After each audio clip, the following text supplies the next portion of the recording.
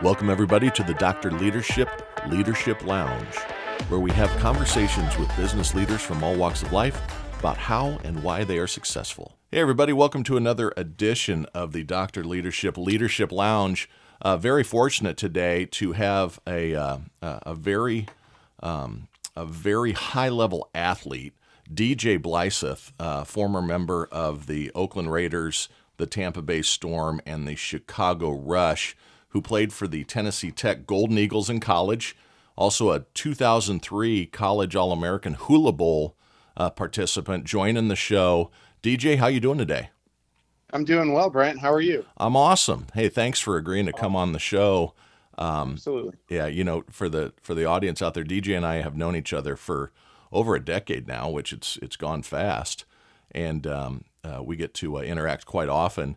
And I've been chasing DJ here for a year to come on the podcast because he is a stud from an athletic standpoint. Very, very good at a lot of sports in life, but was really, really good as a defensive end from 98 to 2003, 99 to 2003. What were your playing years? Correct. Yep, correct. All right, awesome. And had a very, very good run in college. Had the nickname Lightning, was very fast. We'll hear about that story too. And just, you know, to kind of kick it off, DJ, one of the things that I think really ties into the podcast flow is just the competitive nature of sports and things. Tell us a little bit about how you started in football and when you kind of realized you were probably going to have a pretty good run at this thing. Did you start real early? From a football standpoint, around sixth grade, and my parents only let me play flag football at that point, which looking back was probably a smart idea because my brothers and I would play football all the time in sports in our backyard, but we never played organized sports where we were on teams. So starting off with flag football and then moving over to tackle football was eye-opening, and it was a good learning experience for sure. I bet it was. Now, let's even take a quick step back. So to be as driven as you need to be in athletics and things, who was really influential in your younger life? Was there anybody that inspired you, to kind of develop the mindset to be so dedicated to dominance inside of life? Who inspired you young? Yeah, I think I had a couple people, but one, from the very beginning, I think God had given me the work ethic mentality. I knew from the very beginning that I would have to outwork people to do anything that I wanted to accomplish. And then all of that came together when I got in high school and met my high school coach, Coach Maxwell, who was probably one of my biggest mentors through my athletic journey and my football journey, that helped me, pushed me, challenged me, and taught me some of the most important lessons and disciplines that I actually carry on to today. Well, it's funny that you bring this thing up about, first of all, you're very God-centered, and I think that's great. You and your wife, Krista, and your entire family. It's something that I aspire to be too. You're influential on me from that standpoint. But I get to work with for the audience's information. I get to interact and work with DJ. We're on the same team, and there is nobody with a harder work ethic or a competitive spirit like DJ. It is, and we're going to get to a story about he is a national, a top national sports athlete at his a young age of 44 today too. That we're going to touch on how his competitiveness, that's a tough one this morning, showed back up in his life. But so Coach Maxwell in high school, did he help you through like the recruiting process then? Was he inspirational on where you ended up going? Or tell us a little bit about high school and when you knew you kind of could play the game and how the college thing came about. Yeah, he was very instrumental. So we would, back in the day, it's a lot different today, the way they recruit versus the way they used to back when I was in high school. So I graduated high school in 1998. And if a coach was interested in you, they would send you a letter and they would show up to your high school, a lot of times unannounced. And I'd be in class and I'd get, they, over the PA system, they'd ask me to come down to the locker room down there. And there'd be a head coach or a recruiting coach from a college, and they'd want to take a look at you, talk to you, and those things. So he was always a big advocate of mine. He was always one He would, very transparent. He would tell them my strengths. He would tell them my weaknesses, as I think he should have, That's right. just so the colleges knew exactly what they were getting. But one of the biggest things was with Coach was his ability to transform young men into men, right? Yep. And one of the most important lessons I learned from Coach was in my senior year. It was about humility. And that humility story still to this day stays with me, and I'm constantly reminded of what happened. And I'll quickly describe it if Yeah, that's please okay. do. Absolutely. That's what it's all Yeah, about. yeah. So I played free safety. This was my senior year of football, which would have been 2001. I graduated in 2022, and we were playing a team called. I'm sorry, I don't know why I said that. It was in 1997. I was thinking college. College, right? Yeah, so high school 1997, graduated 1998. We were playing our in-town rival, Cherokee High School.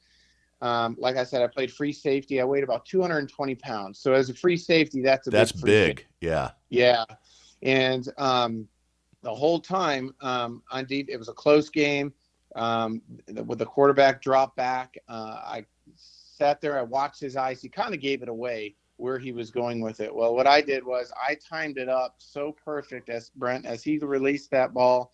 I broke as a free safety and I obliterated him to the point where I hit him perfect right in the chest. His feet came probably 6 feet off the ground. He fell on his back. The receiver did. Correct. Yeah. Yeah. And so I turned to the crowd. I was pumping my arms, like just pumping everyone up. Best hit I've ever had. I was feeling good. And all of a sudden I felt somebody take me by the face mask, turn me all the way around and look me in the eyes. And in his nicest voice possible at that moment, which was not very nice, he said, "That is not who you are, and that is not who we are." And I didn't realize that at that moment that wide receiver that I hit was lying on the ground, Hurt. that an ambulance had to come and get him off the field. Oh my God. Obviously, I wouldn't have done that had I known that, but it was a great coachable and teachable lesson for him and me. And I ended up calling the player the next day because, I felt terrible. It shook you up. Yeah, you have a big heart. I can I can only imagine how you were feeling. You called him, and how'd that go? Yeah, it was good. And, for me, having to learn from this, in my opinion, poor display of sportsmanship was not only humbling, but it was also a wake-up call to me.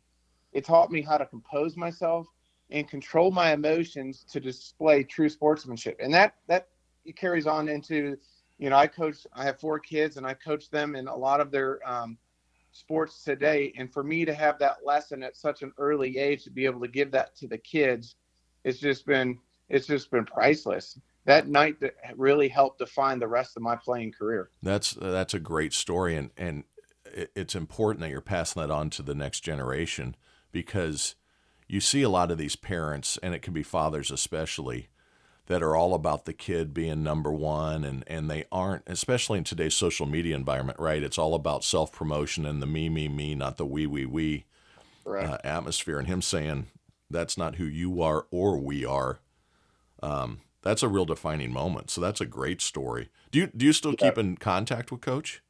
Yeah, in fact, we do. So recently I was inducted to our Cherokee County. Yeah. Yeah, Cherokee County Sports Hall of Fame. And when they approached me that I was being inducted into it, I had to find a speaker, and there was no other person that I felt that I wanted to have based on what he did to help define who I am today from a sports aspect. And he did an amazing job. It was great to see him after many years. We had contacted, text messages, happy birthday, those things. Yep. But yes, he's a great guy. And since then, we've kind of reconnected. Awesome. In different aspects too, because, early, in my high school career, my parents ended up divorcing. He was the one who took my brothers and I in kind of under his wing, helped us out, gave us, things to do around the school after football Keep games. you busy, out of trouble. Yep. So he was looking after the 3 of us when he didn't have to, and that's has stuck with me and has meant so much. Now, you said I think it was a pretty emotional weekend, that Cherokee Hall of Fame. It was, if I remember. yeah. I mean, tell us about that a little bit. Because I had what an unbelievable accomplishment, right? I mean, now Cherokee County, that's just north of Atlanta. This isn't like DJ was the only kid in town that ever been good to be pulled into this thing. This is a big deal. Everybody out there, Canton, Georgia, is kind of the town I think you grew up in too, and where I think you still reside. But tell us a little bit about that weekend.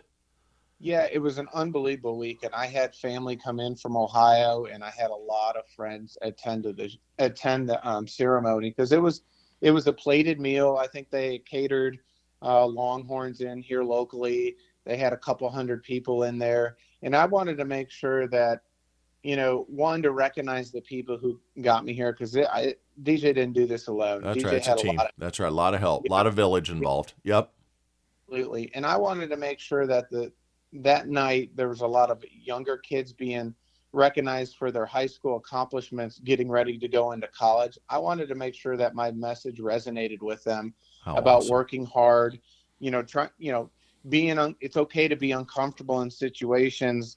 Um, that's where you grow, right? Yep. Uh, and just wanted to make sure as they walked out of that room, one, they knew who helped get me there, but two, how what's the word I'm looking for? How appreciative of all the lessons that I learned along the way, that I was able to sit there for 20 to 30 minutes during my induction speech and really hammer home what it has meant a lot to me and what I think as a college kid for them getting ready to go into playing college sports, what's going to be very important to them. So I took that as an opportunity to kind of spread a message of what really works and how to be successful. That's great.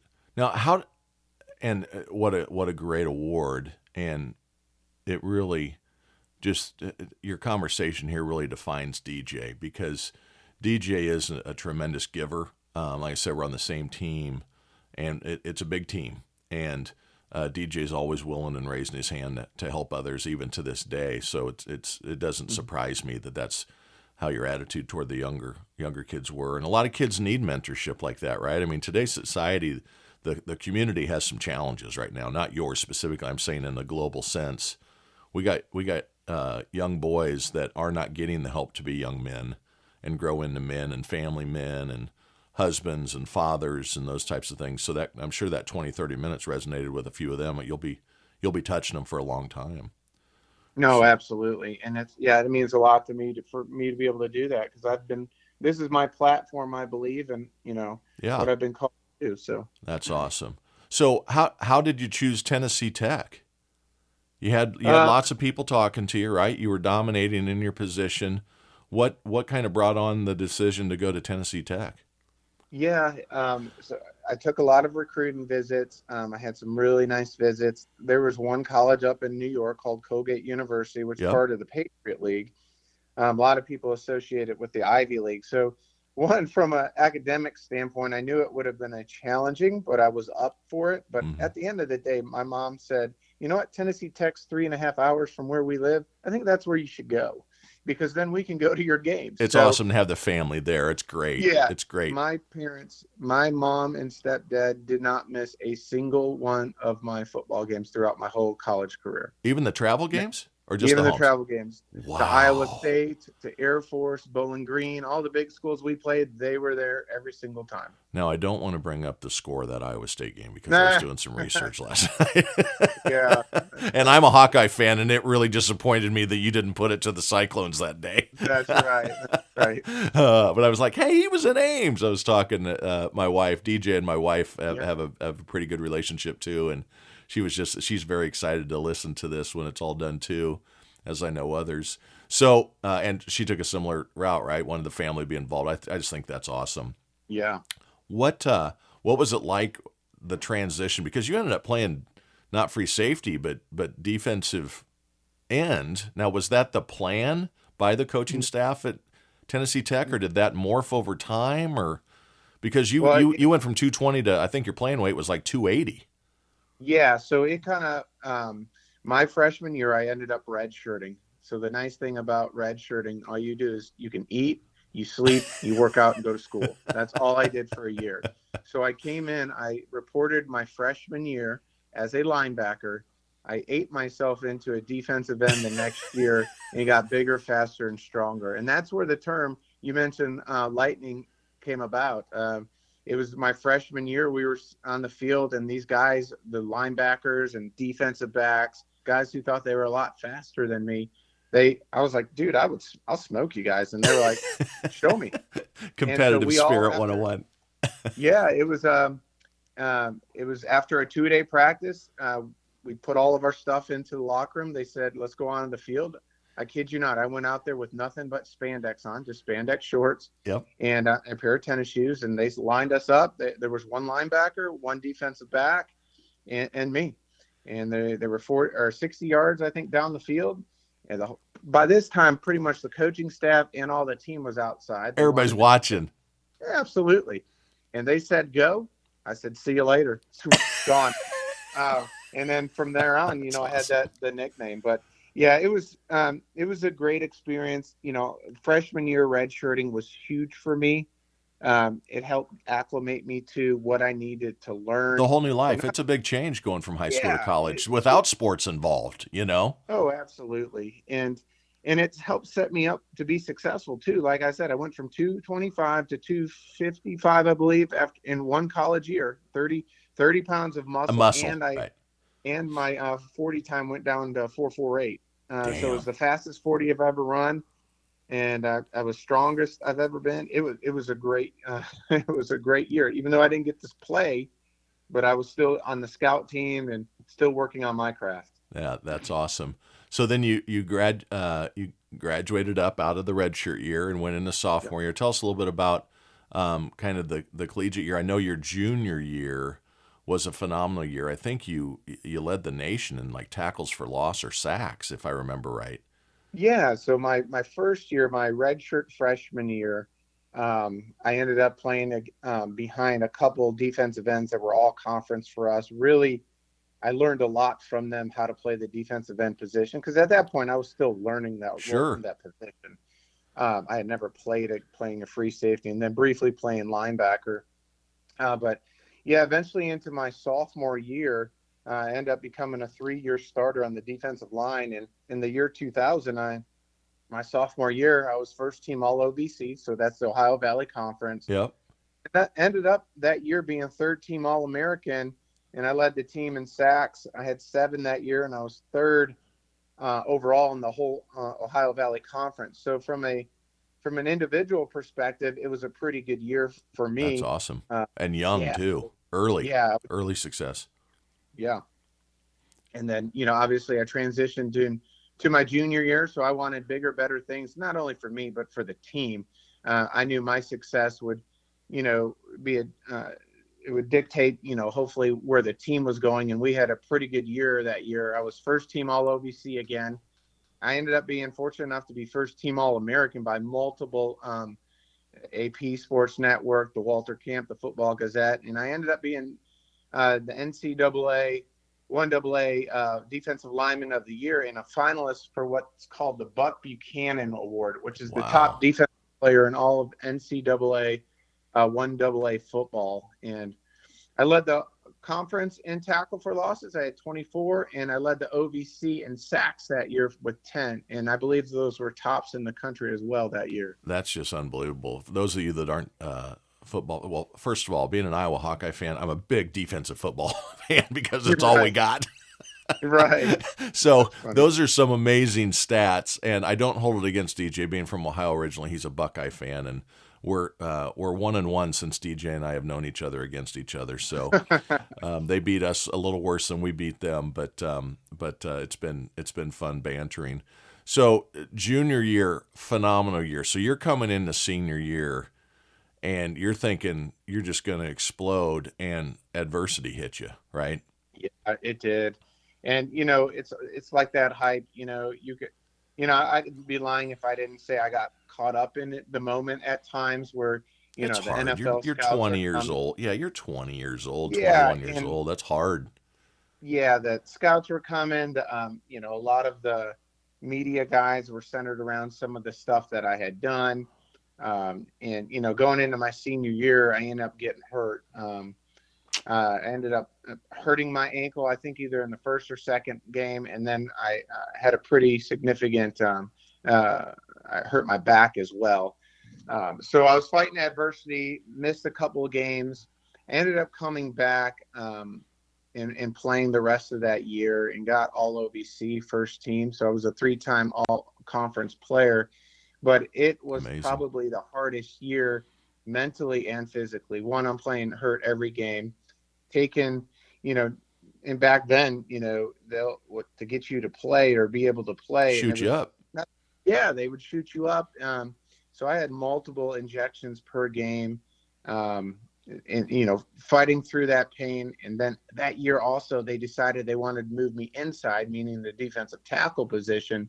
And I never really could understand why, but looking back, they wanted the best athletes on the field. They felt like if they put me at tackle, then they can bring a younger defensive end in, and at the same time, then we have 4 guys who can rush the quarterback versus It was a team approach. Coaches were team approaching it. That's right. That's right. And I was 100% good with that. It just, when I got hurt, it was that defensive tackle, and that kind of, from a mindset, I was like, wow, I wanted to get drafted into the NFL, and I was like, wow, that's going downhill pretty quickly. But so overcoming the adversity and being able to fight through things that year not only helped me mentally, but made me stronger as a person, if that makes sense. No, it totally makes sense. And on the weekly podcast, we talk a lot about handling adversity. Life is not easy. Things are going to be tough. You're a married man, wonderful, wonderful wife. She's just absolutely you outkicked your coverage, as did I.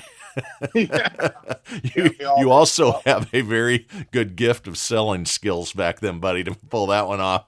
That's right. Yeah, and parent, right? You got 4 kids and just an amazing dad, and you're so well rounded. And I already pointed out all the good things that you do for the team, and we've got a very fortunate culture, I think, in our day lives that everybody really cares for each other, right? It's kind of this family, this all for one and one for all type approach, and we handle adversity well, right? I mean, we've been in a business that's been changing a lot for the last 15 years. You've been in it now. When did you start? 08? 08, yeah. 08. 16 years, unbelievable. And I'm popping on 34 here. Just started my 34th year. It's crazy. I started when I was 12. But I'm a lot grayer than I used to be. It was funny, we were in training in Pittsburgh this week. I had some teams up there, and somebody had a picture from a company trip in 2015, and my hair was dark, and I'm like, oh my God, because I'm all silver now, baby. It ain't even close anymore. And you're the silver fox. I am the silver fox. That's right. That's right. What is still there is silver. There you go. I've got this monkey's butt on the top of my head I'm fighting, but anyway, it just kind of happens.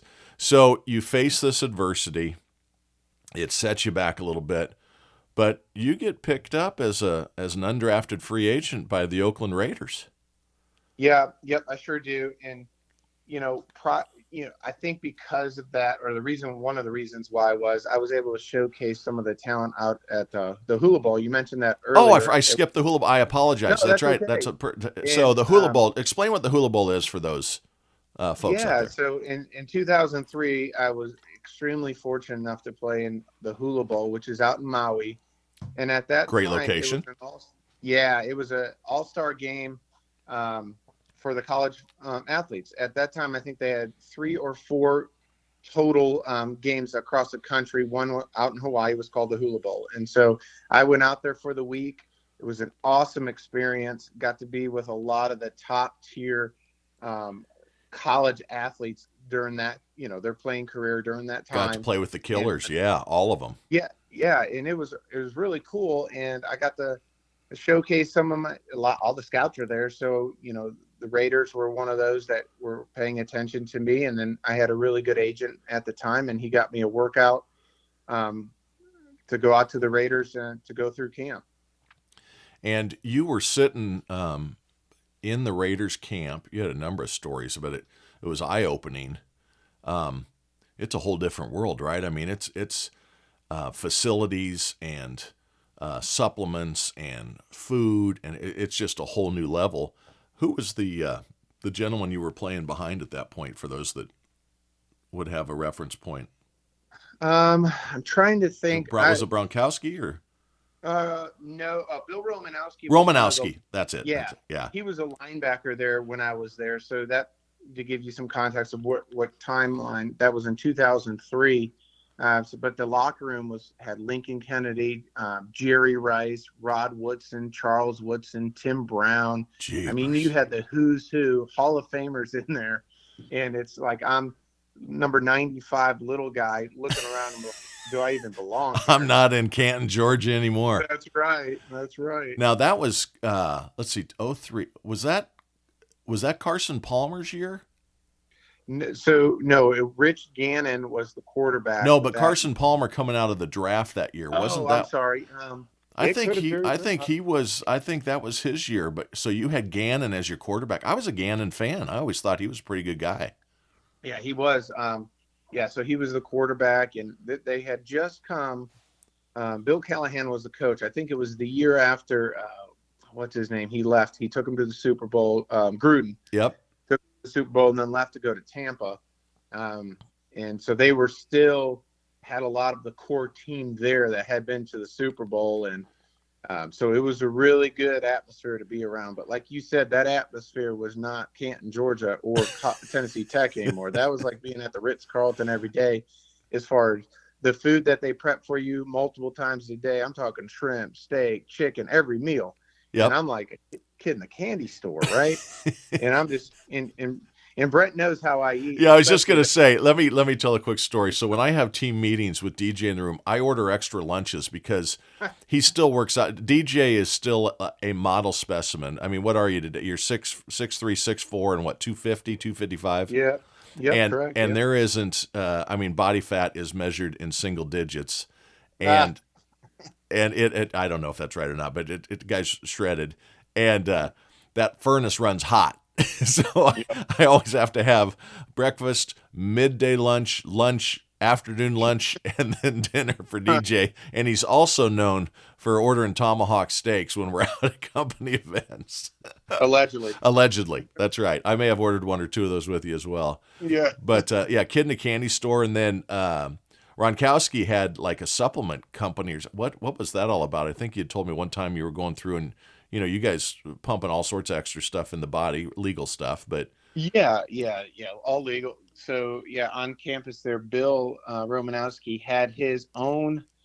It was a mini GNC store, so you could go into. It was like a big office room, basically, that had been converted into protein drinks, supplement bars, supplements, like everything you can think of in a GNC store, but in a smaller space. And I think I remember the first time I went in there. And they're like, take what you need. I'm like, you mean this stuff's free? and they're like, yeah, just take what you want. Do you want a protein drink? I'm like, yeah. Can I add extra protein? I'm like, yeah. And so it's just like filling up my bags with stuff and taking it back to the room. I'm like, this is truly a kid in the candy store. What is going on? Oh, that's so awesome. So you go through spring, you get some preseason work, right? Tell us some stories about that. What was it? I mean, what was it like going out on an NFL field? You just had to be looking around going, man, it was worth it. The old saying, it isn't going to be easy, but it'll be worth it. Correct. I mean, what was the feeling like? The feeling was just an awe, right? It's just seeing Al Davis, who was the owner back then, walking on the field and looking around at all these guys and not having the attitude of I made it, because I knew at that point I hadn't. Right. But just thinking, wow, somebody thinks enough of me to bring me out here to. You're still 1/100th of 1%. Correct. I mean, and that's what people need to understand when you talk about getting into that level. NFL football there's tens of thousands of kids that play college ball every year. I mean, it's 10,000 kids, and then you get to put, 55 or 60 on a squad times it's 2,000 people in the whole grand scheme of things, and that's over 15 years worth of graduating classes are on that squad, right? That's people that are playing that are 37, 38, 39 years old as well. So just awe-inspiring. So who'd you get to play against in that preseason? I played against the 49ers down at the 49ers. I think it was Candlestick Candlestick at at that. that point. Yeah, yeah. Yeah, that was such a cool atmosphere because it was, I believe, a Sunday night game, ESPN game. So my family back home, they were able to turn it on. I think I got in around the third or fourth quarter, and I came to realize, obviously you hear the saying, the NFL is a business, right? Yep. And I was what they had considered. I didn't realize that until I was released after the 49er game, that I was kind of a camp guy, meaning they were bringing me in to show what I could do, but also to take reps off of some veterans that maybe, need to take it a little bit easier so they can rest up, be ready to go in the first game. Yep. Uh, so taking that experience and taking what I learned from that only made me better into my next venture. So that it was very, I graded out as at an 83% at defensive tackle against the 49ers, which for my first NFL game was pretty darn good in my opinion, because I'm going out there being double teamed all the time as That's a right. defensive tackle. And I Tell was us about your first rep in practice. Tell that story about the Hall yeah, of Famer. This is a great yeah. story So too. my first one-on-one, as defensive and offensive linemen, the way to get better is to go one-on-one against each other. And so it was my turn to get up, and I look up, and it's Lincoln Kennedy, who was all pro, he's in the College Football Hall of Fame right now. Unbelievable. And it's like I'm looking up to a guy. There weren't many people in college that I had to physically, move my neck up and look up at somebody, but he was 6'6", 335 pounds, and he's the first guy that I have to go against on one-on-one. Welcome to the real world, baby. That's right. That's right. I have one of two things I can do.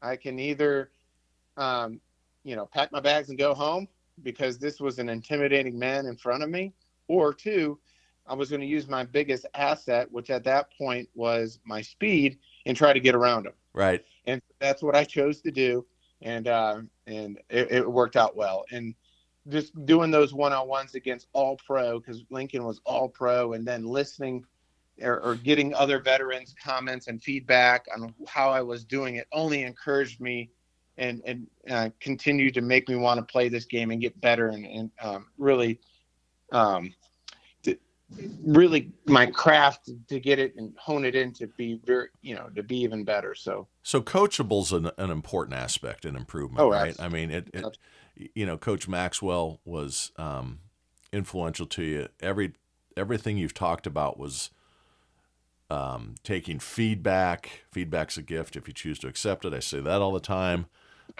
Listening to others, understanding there's always other ways and other attributes from others that you can soak in and utilize to your advantage. So it sounds like you were always more than willing to do that. So you get, I'm sure that the highest of highs and then a very low moment, I'm sure in adversity again, yeah, was when you went to the locker and there was the notification that, hey, this part of your career is over. yeah, it was devastating. In fact, I was with my roommate in our apartment condo. I can't remember exactly what it was. We had just gotten back from eating breakfast. Probably the best French toast I ever had in my life was that morning. I do remember that.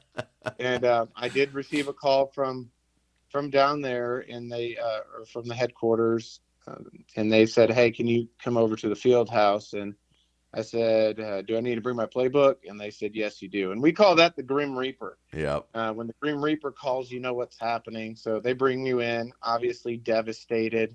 At that point, only 22 years old, Mm-hmm. and I feel like my world's just caving in right now, crushed. My dreams.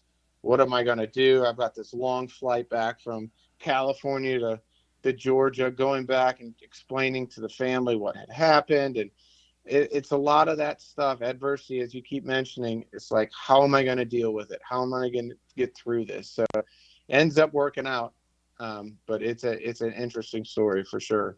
How did and it just shows your mental toughness. And hey, we all, even the toughest, have those moments of emotion, Mm-hmm. right? I mean, that's the human side of this thing.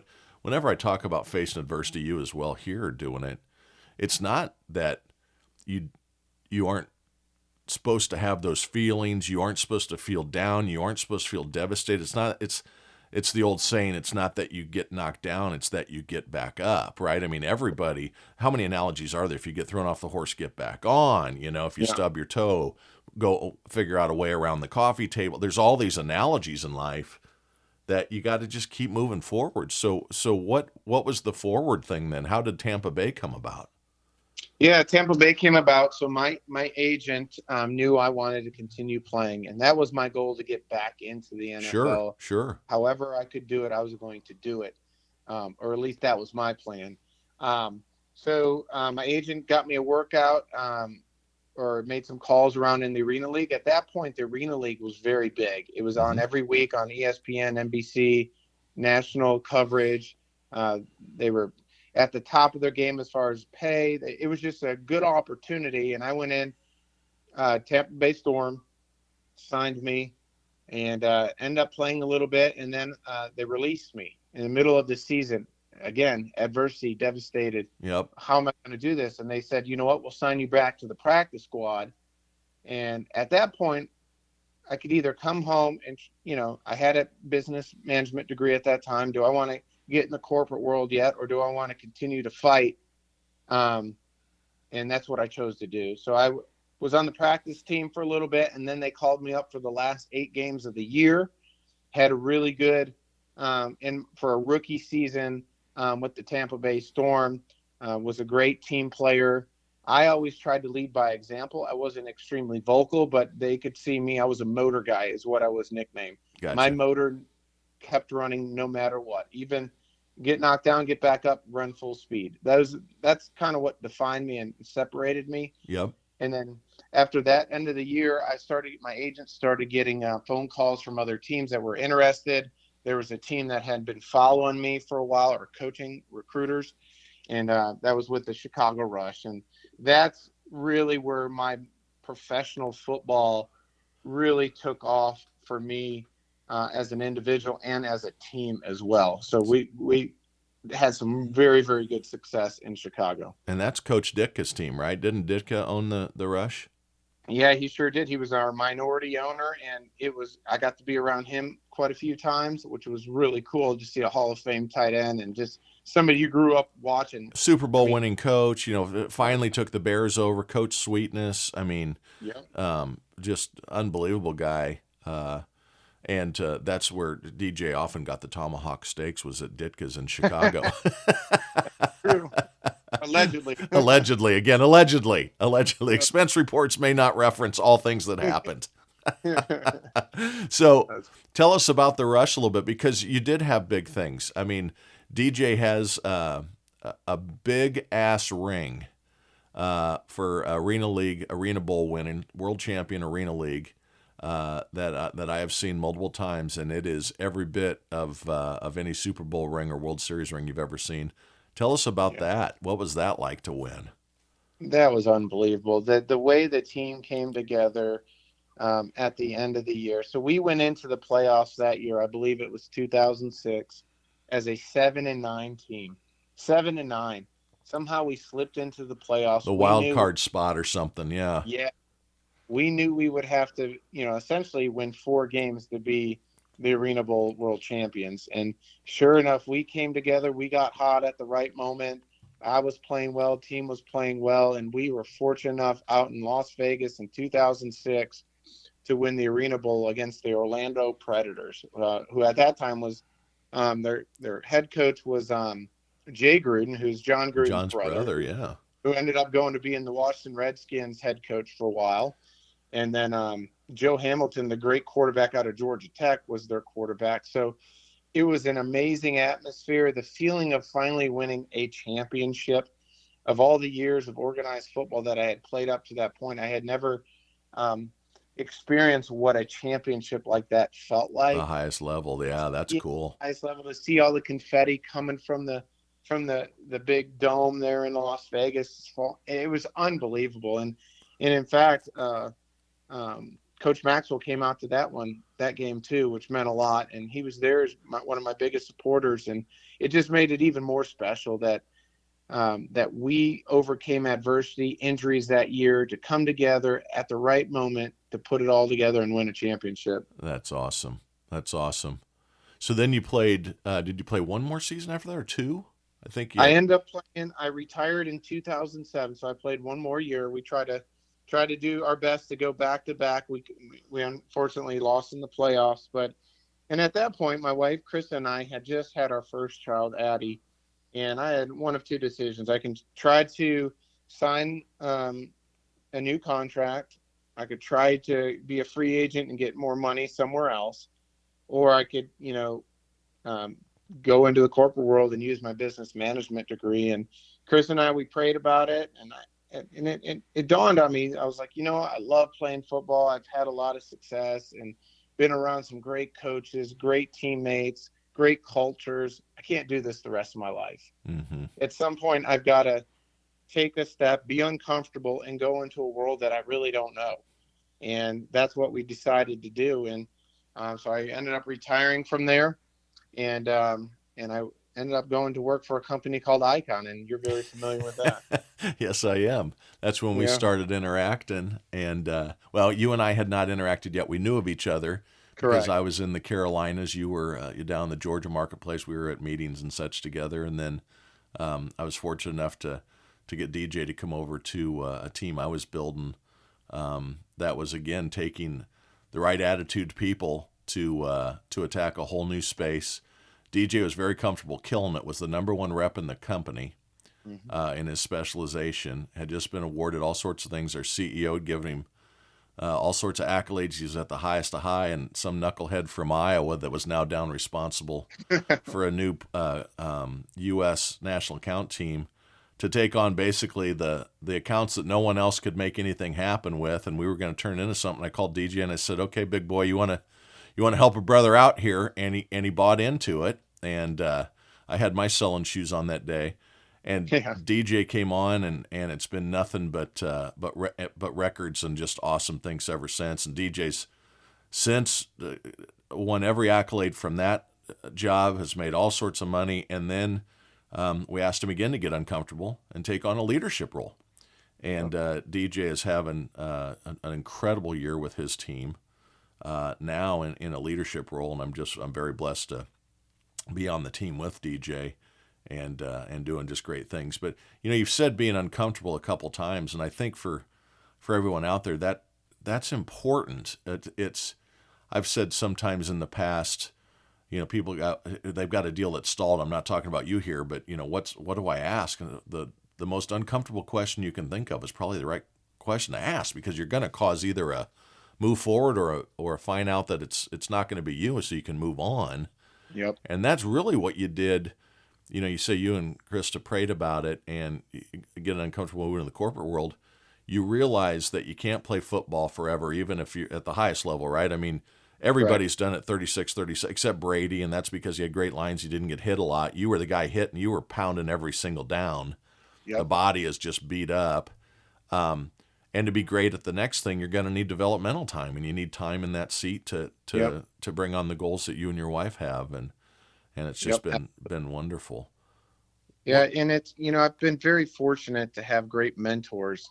Once I came over to Icon and they were acquired by Rico, but you've been one of those. I'm not shying away from that. You've been awesome, and I think great leadership put you in situations at times for growth, and that's put to make some folks uncomfortable, not as a hey I got you, but as for a growth opportunity. So you've put me in great situations where I've learned from. I've been able to then take those lessons learned and apply it to the team that we have today together, and and continue to try to um, educate them, help them to be uncomfortable enough to where they want to continue to get better at what they're doing, if that makes sense. Yep, it does. I'm a big believer in that.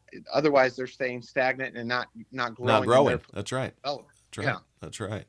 It's funny. I just a couple of funnies here.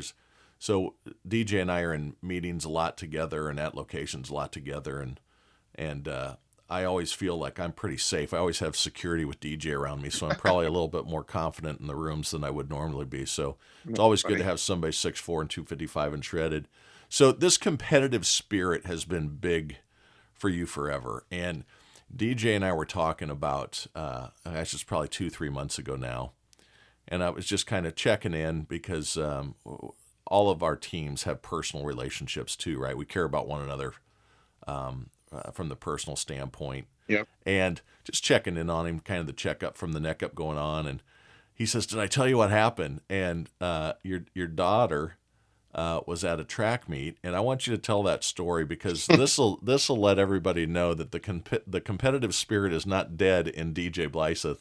Tell that No. story. That's just hysterical. Hysterical, Yeah. awesome in so many ways. Not Yeah, it is. And so my daughter has had some success with track, and she wants to do that in college. So what we did was this past summer, put her into a club track, kind of like travel, yeah, like travel ball. Yeah, for travel track. ball. Yeah, Yeah, but it's travel track where she competes against some of the higher level kids in the area. she's got a So little I was at one lightning of in them. her. She's got a little lightning in her. Yeah, trying to bring out more of it. Um, I was sitting at practice one day, and she was on one side of the stadium, and I happened to look over to the right side over near the shot put, and I saw this older gentleman throwing the shot, and I was like, in my head, I didn't say it out loud, I was like, man, I would smoke that guy still. And it's been 20 I graduated in 1998, so at this High point school shot 23. putter. You were a high school shot Yeah, putter. Yeah. I had some success in high school, and in my head I was like, man, I could beat this guy.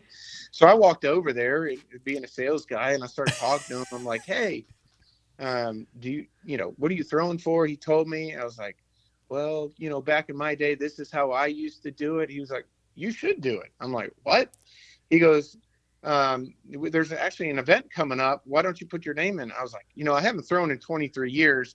I could probably still do it. So it's like Uh, Masters track, right? I mean, that's what it was. It's yeah, like they have events for yeah. So older folk. Yeah.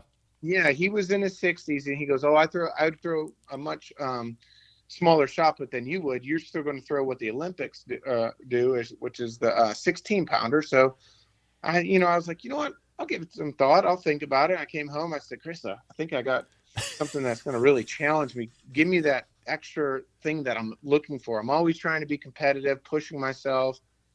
It'll feel like a void right now that I'm like, I want to just be competitive in something again. Um, and so I ordered a shot put it on a Tuesday. It got here on a Friday, and it was, I think, a Sunday, excuse me, a Sunday morning. I went there. It was called the Georgia Games, and these guys show up, and these college kids show up too, because it was an open meet. And I'm like, oh boy, I'm getting to throw against some kids who are throwing in college, currently at college. So, and I'm like, all right. So long story short, you get 5 throws. One of my buddies go with me. He's filming me, and I got done with my 4th throw. He comes over to me. He could see that I'm at times mentally, I just need to be refocused. He's like, what are you doing? I'm like, what do you mean? He's like, I can see you over there just thinking way too much, thinking through what you're doing. He said, just relax. He Just said, go for it. just go for it. That 5th throw, I went for it. And apparently that throw was good enough at that point to put me number 1 in the country in my age group, and number, at that time, 8 in the world. I have since, some of the guys and across the world have thrown a little bit farther. So I think I'm 2 in the country now, but that's the fuel to keep me That's going right. into the next season to get that all back. So it's motivation for sure. So it's just funny, the shot put shows up from, the Amazon truck pulls up with a 16-pound ball Yep. inside a freaking bag, Yep. a Sure box. did. DJ goes out, throws 10 or 12 times, hasn't thrown in 20 years in his Yep. backyard or at the local park, shows up at something he doesn't even know what he's walking into, and not only proceeds to smoke everybody in the building, but smoke everybody in the country.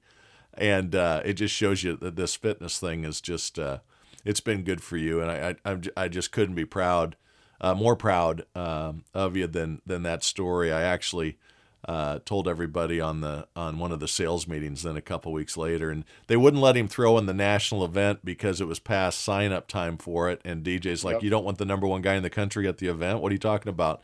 And they said, well, you have to come back next year, and I'm sure you're going to do great because you'll be training. And you did a little bit of professional arm wrestling at one time, I know, and you've always had Yeah. that competitive spirit. Just trying to keep the mind sharp, keep, focused on certain goals for me. And that's competitive. And I take that same over into, as into my work Yep. today with the team. I like to be challenged. I don't like to lose. So, learning to take a no at the beginning of my sales career was a little bit harder Mm-hmm. because, I was getting paid to hit people every day and then come in and try to sell something. That And you can't somebody, do that. You can't do that. Let me hold on. There's just one rule. yeah. So, yeah. Oh, that's awesome. So, great stories. Just unbelievable career you had. I appreciate you sharing it all. What What would you tell? So today in your life, if you were talking to um, 23, 24, 25-year-old DJ, again, forget about kind of the football aspect of it, but if you were to talk to your younger self right now, what would you tell yourself with the knowledge you've gained over the last 20, 25 years? I would say always stay focused on your goals, meaning if you set a goal, you do whatever you need to do to continue to reach that. And for the most part, I was pretty good at that, but there was times where I wavered and had a little bit of self-doubt. Yep. Always continue to focus on the positive, having that glass full versus half empty approach, and just continuing to be the best person and surrounding yourself with even better people and people that are going to challenge you and make you a better person. That's, there's times where, 22, 23-year-old, you might, and especially going through college, you might not be around the people that are going to be constantly uplifting and encouraging you. But as a younger person, I would highly recommend getting around those people that make you a better person, being an uplifter and an encourager to you all the time and challenging you, making you, go outside your Comfort zones. comfort zone Yeah, and being uncomfortable, because that is when you grow. I'll tell you a quick story, if I may, real absolutely. quick. Very early on, my first year in sales, this was 2008. My manager at the time took a big chance on me. I was extremely green. And he probably made me the most uncomfortable I had ever been in, ever. And especially in my sales career, even looking back, that's still the most uncomfortable.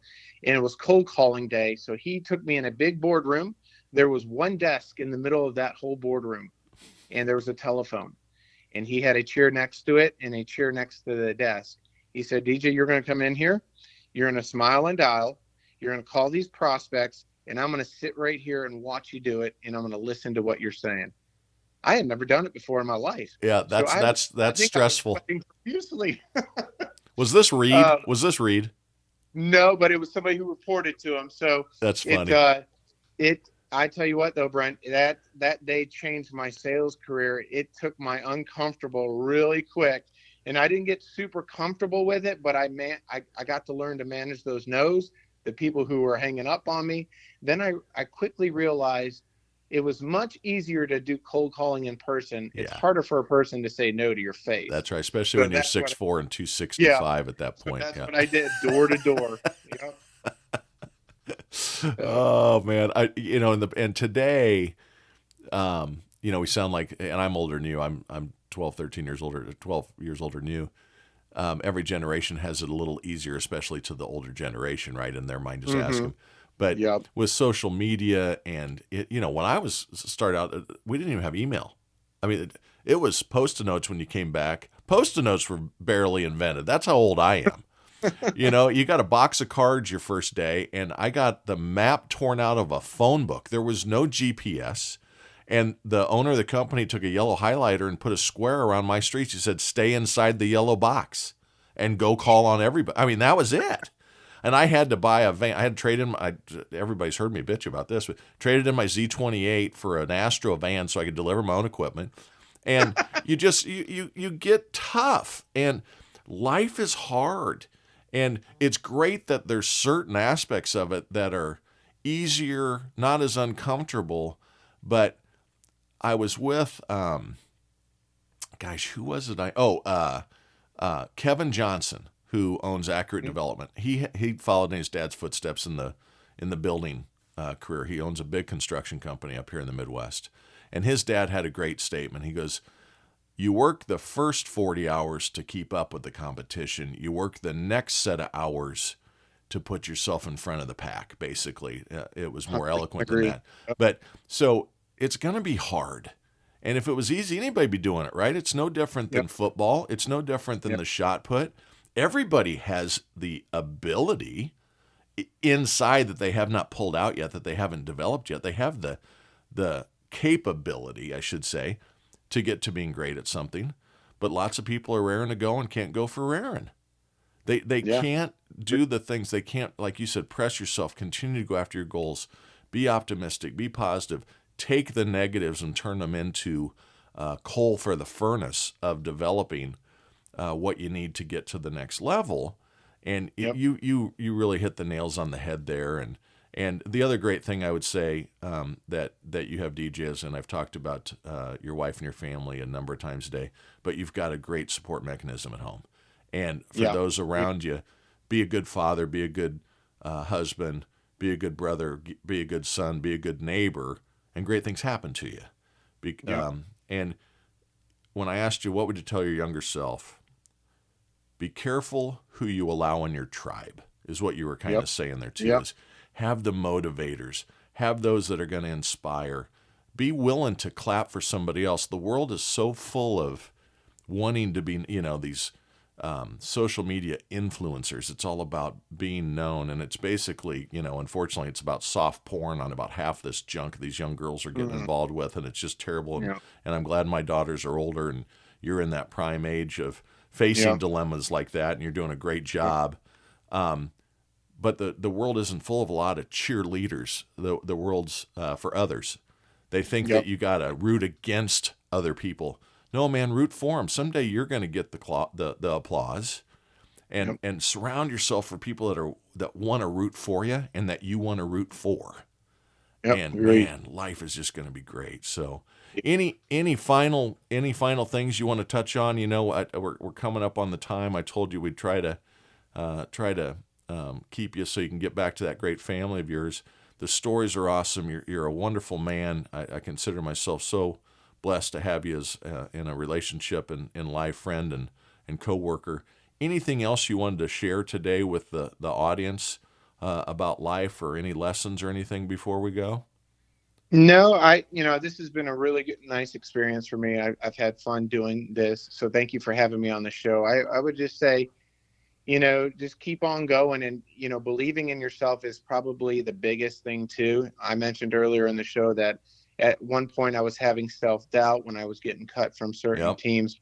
It's defined the man that I am today, and the person that I am today, and the teacher, the coach, the leader that I am today. So putting, as you said, that tribe that's going to be encouragers around you is so important, very important to not only your growth, but personally, spiritually, and then the best leader and employee and friend and family member that you can be. So I'm a big believer in that. That's awesome. DJ, thanks so much again, everybody. DJ Bleisath, you can check him out on Wikipedia. Tells about his career and his life. A great man, and he is somebody that is awesome. You are too. Keep that shit up. Talk next week. Thanks, Brent.